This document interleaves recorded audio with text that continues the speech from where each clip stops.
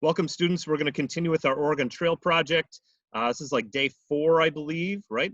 We're going to continue on with a couple of functions here and then finish up on another video making another function and the rest of our program. So just about 3 videos left. They should be short and sweet and easy for you to follow along with. So follow along with me, and we'll be there by the end of this week here.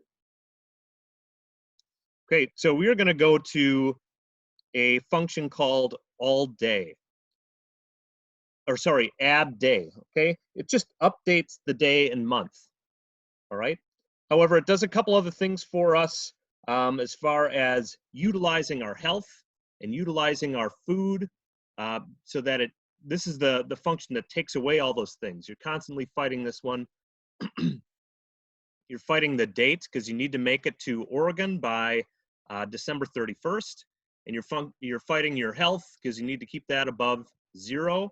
You're fighting your food because you need to keep that above 0, right? So all of these things that you're fighting, this is the function that takes care of what happens every single day, okay? So define the function, add a global variable day, okay?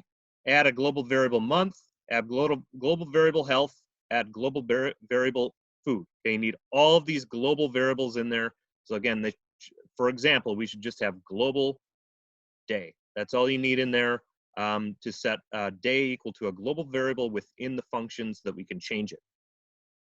Okay, so we are going to add 1 today. So day is equal to day plus 1, right? Subtract 5 from food, all right? And then now we need to, essentially, when we get to so many days, right, we don't want to have over 30 or 31 days, right? Given what month it is, okay? So this is where it gets a little tricky, but it's not too bad. So, and I put this in language that hopefully you guys can understand here. And I think over here my indenting is a little bit off, but you guys can figure this out, right? So everything that's under an if statement needs to be indented, right? So I should have 1, 2, 3 if statements here. So the first one being if day is greater than 30 and the month, so again, this is a month, this is a variable, our variable month is not in months with 31 days. So not in, that's programming language, not in months with 31 days. Then we can add 1 to month, subtract 30 from day, and subtract 1 from health, okay? So we subtract 2 health points each month, okay? So that means that on the 15th of every month and on the 30th or 31st of every month, we're going to subtract 1 health point, okay? So what I do here is, if we're in a month that only has 30 days and we're at 31, I'm going to subtract 30 from days. I'm going to add 1 to month. Okay, does that make sense? It should. Okay, so make sure you print out that the player's health has gone down. So the player should know that their health has gone down.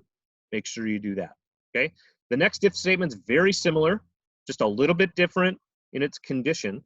So if day, again, variable day is greater than 31 and the month is in months with 31 days, then add 1 to month, subtract 31 from day, and subtract 1 from health, and then print off that the health of the player has gone down.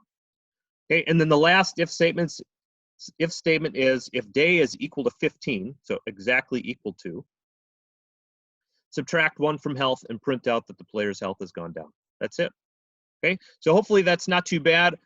Get that one taken care of for today, and you should be good to go. All right. We'll see you later.